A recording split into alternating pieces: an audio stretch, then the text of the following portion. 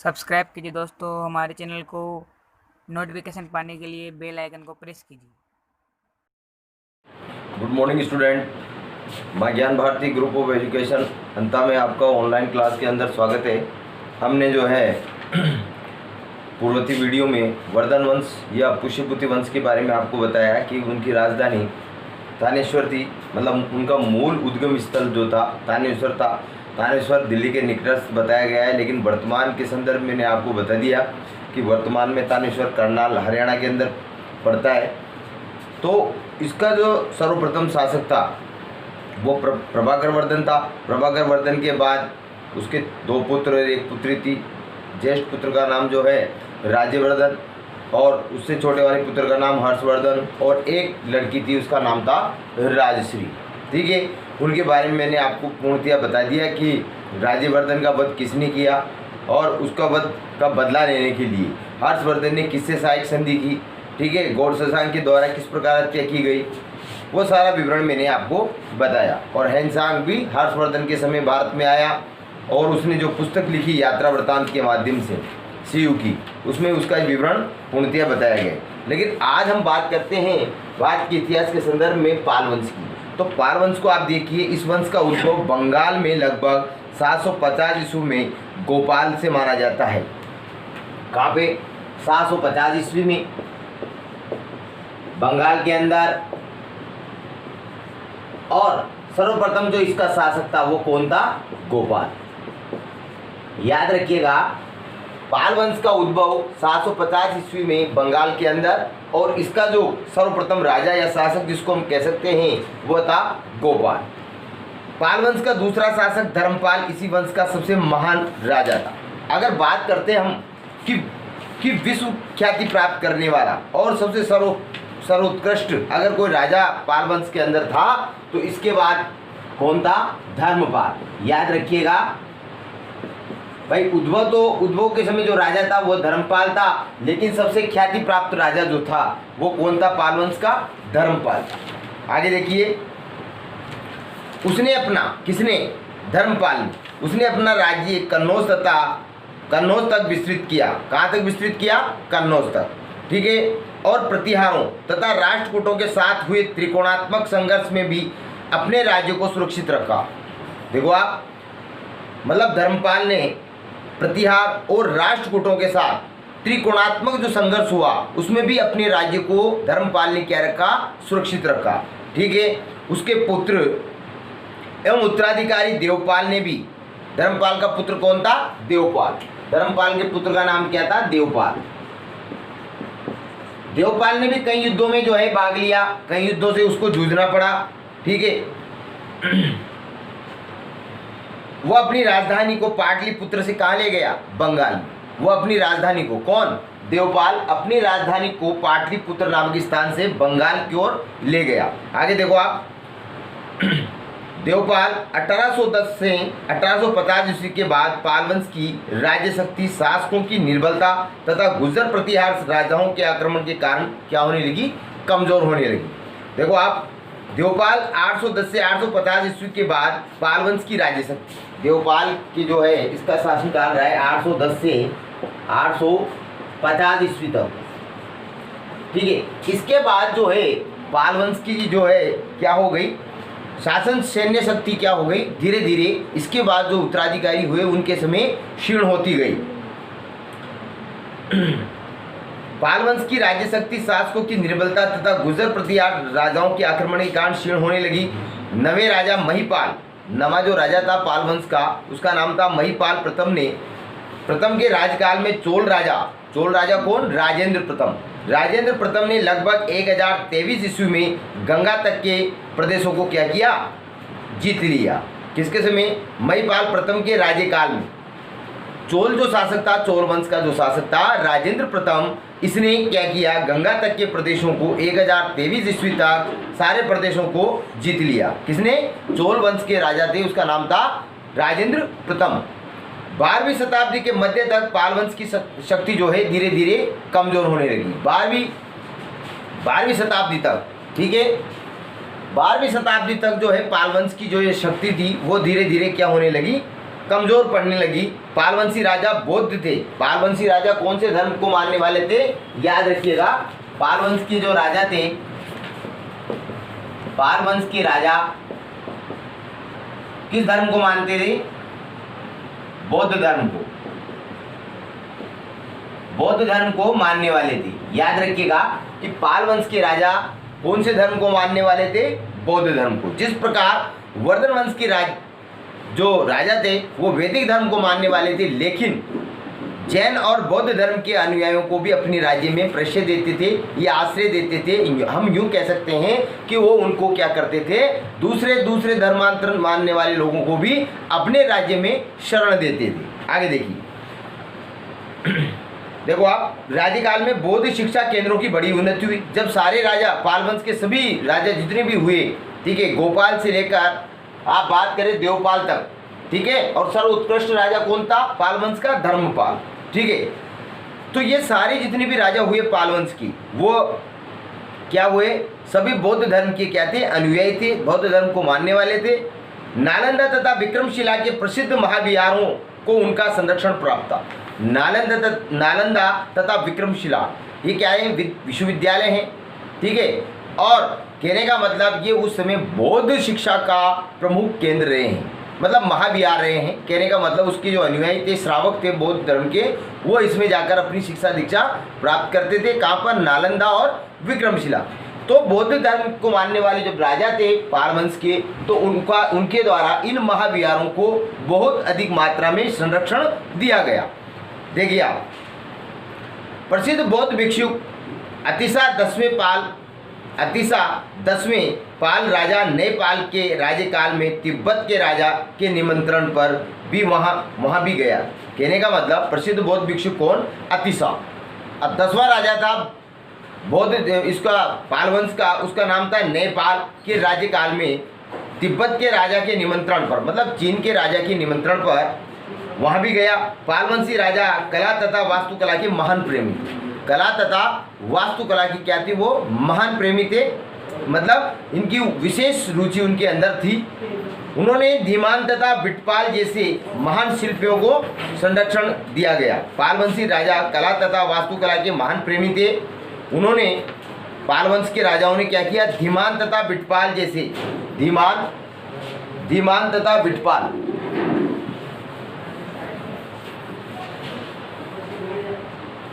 धीमान तथा बिटपाल, देखिए, धीमान तथा बिटपाल आदि वास्तुशिल्पियों को अपने राज्य दरबार में, अपने राज्य के अंदर संरक्षण दिया, ठीक है। बिटपाल जैसे महान शिल्पियों को संरक्षण प्रदान किया। पाल युग के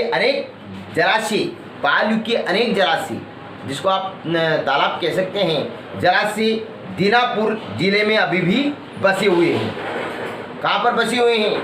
बहुत अधिक जलाशय। याद रखिए, पालवंश के समय जितने भी जलाशयों का निर्माण हुआ, जलाशय कहाँ है?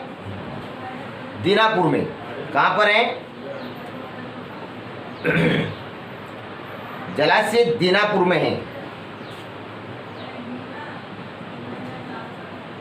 दीनापुर में, ठीक है, याद रखिएगा। हमने जो है पालवंश के सभी राजाओं के संदर्भ में भी पढ़ा कि जो है गोपाल ने इसकी स्थापना की, ठीक है, बंगाल के अंदर। वो भी मैंने आपको बता दिया कि 750 ईस्वी से 1250 ईस्वी तक पालवंश का शासन रहा, ठीक है। सर्वोत्कृष्ट राजा जो था वो धर्मपाल था। और मैंने आपको ये भी बता दिया कि इसके जो मानने वाले थे सभी राजा कौन से धर्म को मानने वाले थे? बौद्ध धर्म को, ठीक है। तो बौद्ध धर्म के महाविहारों को इनके द्वारा, इनके राज्य के द्वारा संरक्षण दिया गया, ये भी मैंने आपको बता दिया, ठीक है। और जो जलाशय थे वो दीनापुर में थे, वो भी मैंने आपको बता दिया। अब हम बात करते हैं भारत के इतिहास के दृष्टिकोण में राष्ट्रकूट वंश की क्या भूमिका रही। तो उस राष्ट्रकूट वंश के बारे में देखिए आप। किस राजवंश की स्थापना दंती दुर्ग ने 736 ईस्वी में की थी? किसने की थी? 736 ईस्वी में किसने? दंती दुर्ग ने। याद रखिएगा कि राष्ट्रकूट वंश की स्थापना 736 ईस्वी में दंती दुर्ग नामक व्यक्ति ने की थी। ठीक है, इसकी राजधानी नासिक को अपनी राजधानी बनाया। दंती दुर्ग ने राजधानी किसको बनाया? नासिक को। याद रखिएगा, दंती दुर्ग ने जो है राष्ट्रकूट वंश की राजधानी किसको बनाया? नासिक को। ठीक है, नासिक को राजधानी बना दिया। राष्ट्रकूट वंश की स्थापना हो गई 736 ईस्वी में दंती दुर्ग के द्वारा। सबसे प्रथम राजा कौन था राष्ट्रकूट वंश का? दंती दुर्ग। इसने राष्ट्रकूट वंश की स्थापना की और अपनी राजधानी नासिक को बनाया। ठीक है, आगे देखो, दंती दुर्ग वातामी के चालुक्यों के अधीन सामंत था। दंती दुर्ग की अगर हम बात करते हैं तो चालुक्य वंश की एक शाखा है वातामी।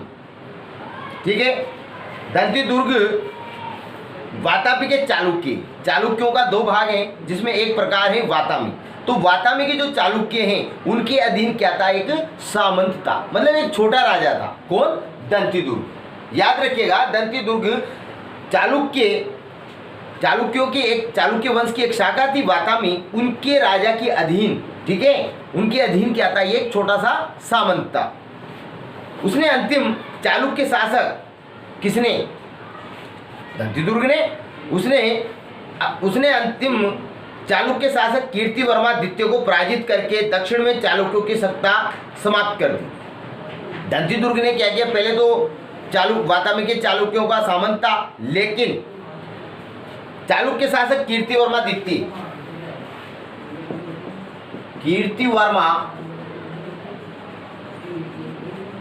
को, ये कौन था? चालुक्य शासक था। कौन? कीर्तिवर्मा द्वितीय। इसको क्या किया? दंती दुर्ग ने कीर्तिवर्मा द्वितीय को पराजित करके क्या किया? फिर चालुक्यों की सत्ता को क्या कर दिया? दक्षिण के अंदर समाप्त कर दिया। पहली चीज मैं शुरू से आपको पॉइंट पे लेना चाहता हूं कि राष्ट्रकूट वंश की स्थापना 736 ईस्वी में दंती दुर्ग नामक व्यक्ति ने की, और दंती दुर्ग ने अपनी राजधानी राष्ट्रकूट वंश की राजधानी नासिक को बनाया। ठीक है, सामंत था, छोटा राजा था, अधीन कार्य करता था वातामी के चालुक्यों के अधीन। ठीक है, लेकिन कुछ समय बीत जाने के बाद चालुक्य वंश का एक राजा कीर्तिवर्मा द्वितीय को दंती दुर्ग राष्ट्रकूट के वंश के राजा दंती दुर्ग के द्वारा पराजित कर दिया गया। किसको? कीर्तिवर्मा द्वितीय को। इसी प्रकार चालुक्यों की शासन सत्ता को दंती दुर्ग ने क्या कर दिया? दक्षिण भारत से समूल रूप से नष्ट कर दिया। आगे देखिए, कृष्ण प्रथम ने एलोरा के सुप्रसिद्ध कैलाशनाथ मंदिर का निर्माण करवाया। इंपॉर्टेंट चीज आ रही है आपके, जो राष्ट्रकूट वंश का राजा है कृष्ण प्रथम, याद रखिएगा,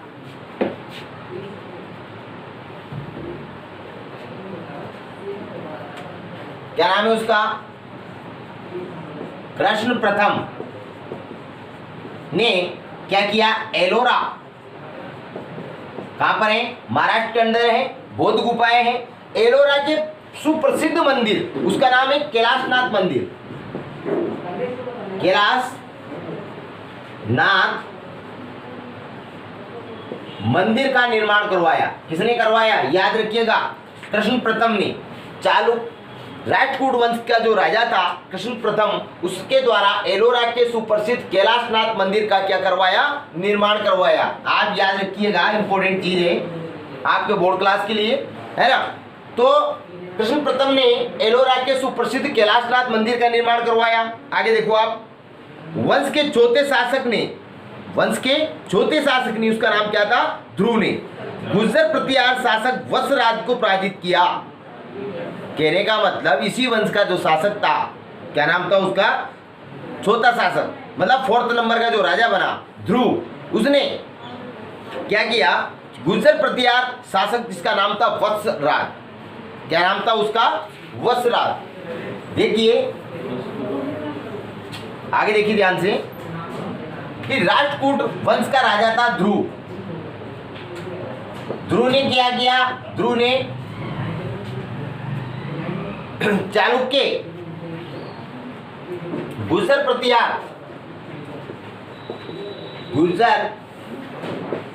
प्रतिहार शासक का नाम था वत्सराज। वत्सराज को क्या किया? पराजित किया। वत्सराज को मैं आपको बताना चाहता हूं, आप राष्ट्र को इसमें जो है गुर्जर प्रतिहार वंश में इसके बारे में पढ़ेंगे तो वत्सराज को रणहस्तिन की उपाधि भी धारण है। वत्सराज को रणहस्तिन की उपाधि धारण है, याद रखिएगा। आपकी बुक में नहीं है लेकिन मैं बता देता हूं आपको कि वत्सराज को रणहस्तिन की उपाधि धारण है, जिसको राष्ट्रकूट वंश के शासक ध्रुव ने क्या किया? पराजित किया। ठीक है, आगे देखो वत्सराज को पराजित किया और पांचवें शासक का नाम था गोविंद तृतीय ने देखो आगे, पांचवें शासक गोविंद तृतीय ने गुर्जर प्रतिहार शासक नागभट्ट द्वितीय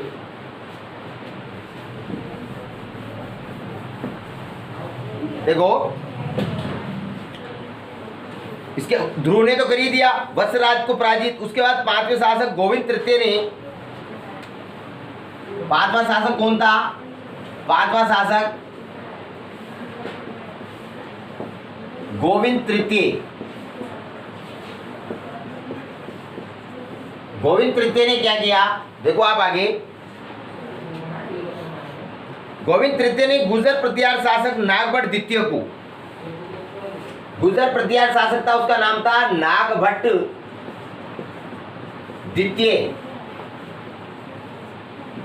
द्वितीय को क्या किया? पराजित किया। पांचवा शासक जो था उसका नाम था गोविंद तृतीय, उसने क्या किया? गुर्जर प्रतिहार शासक नागभट्ट द्वितीय को पराजित किया। ठीक है, राष्ट्रकूट वंश के शासक था पांचवा शासक गोविंद तृतीय। ठीक है, नागभट्ट द्वितीय और पाल शासक कौन था? धर्मपाल। पाल शासक एक तो इसको, और पाल वंश के शासक कौन था? पाल शासक धर्मपाल दोनों राजाओं को पराजित किया। भाई किसने? गोविंद तृतीय ने, याद रखिएगा। आगे देखो, उसने राष्ट्रकूटों के साम्राज्य को मालव प्रदेश से कांची तक, ठीक है, कांची तक विस्तृत कर दिया। छठा शासक अमोघ वर्ष शांति प्रियता, छठा शासक जो था ना गोविंद तृतीय के बाद में, अमोघ वर्ष। छठा शासक कौन बना? राष्ट्रकूट वंश का, देखो छठवां शासक कौन बना? अमोघ वर्ष। वो क्या था? बिल्कुल शांति प्रिय था, शांति प्रिय।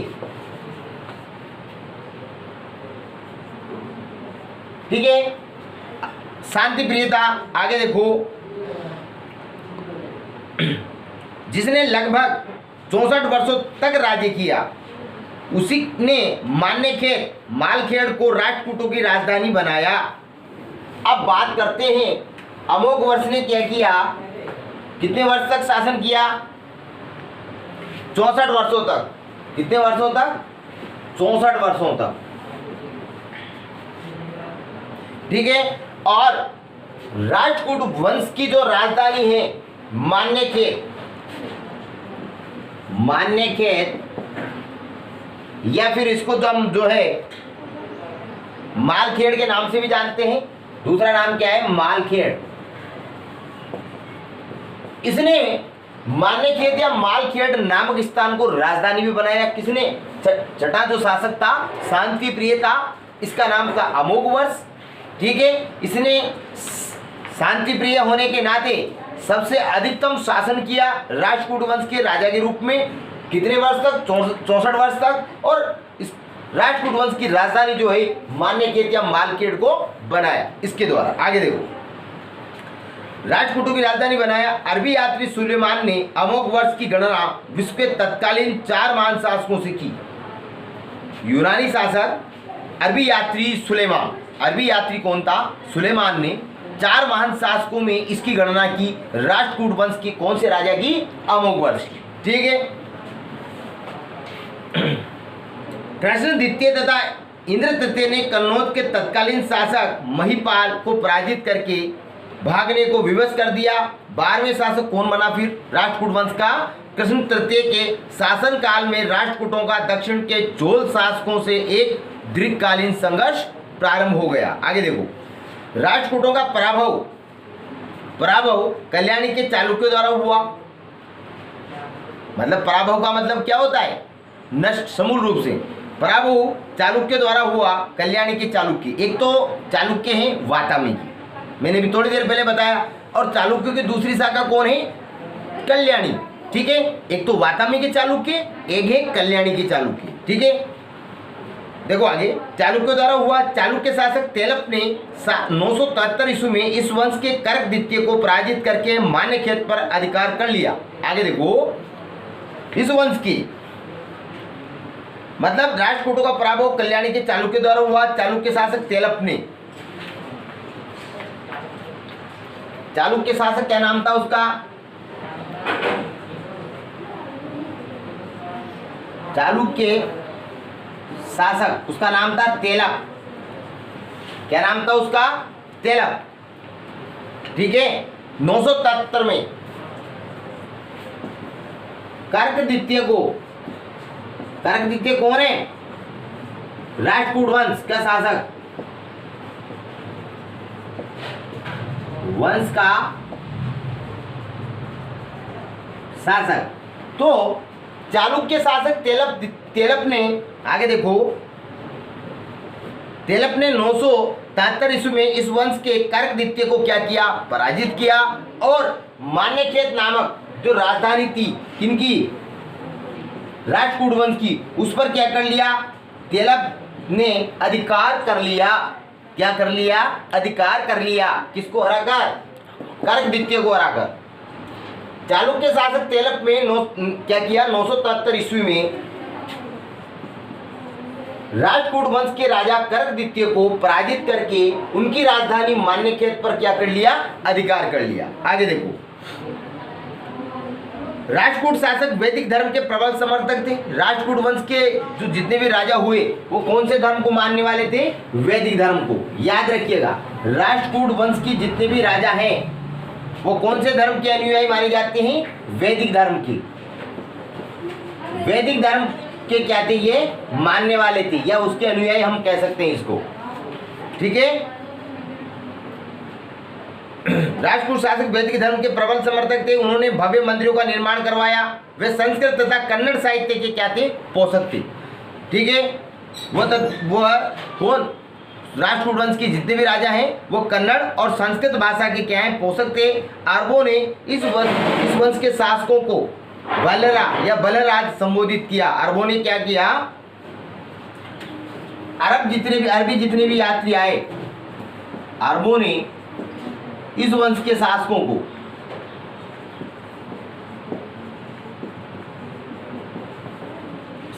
को किस नाम से बताया? बलरा, या देखो आप, बलराज, बलरा या बलराज के नाम से पुकारा। राष्ट्रकूट के वंश की जितने भी राजा हुए उन राजाओं को अरबी, ठीक है, अरब से आने वाले जितने भी साहित्यकार हैं उन्होंने किस नाम से पुकारा? बलरा या बलराज के नाम से। ठीक है, तो ठीक है, हमने पाल वंश पढ़ा, उसके बाद में राष्ट्रकूट वंश पढ़ा। ठीक है, त्रिकोणीय संघर्ष मैंने आपको बता दिया, और इनके जो राजधर्म थे वो भी उनके बारे में मैंने आपको बता दिया। अब आगे जो है हम गुर्जर प्रतिहार वंश नेक्स्ट वीडियो में पढ़ेंगे। आज के लिए बस इतना ही, धन्यवाद।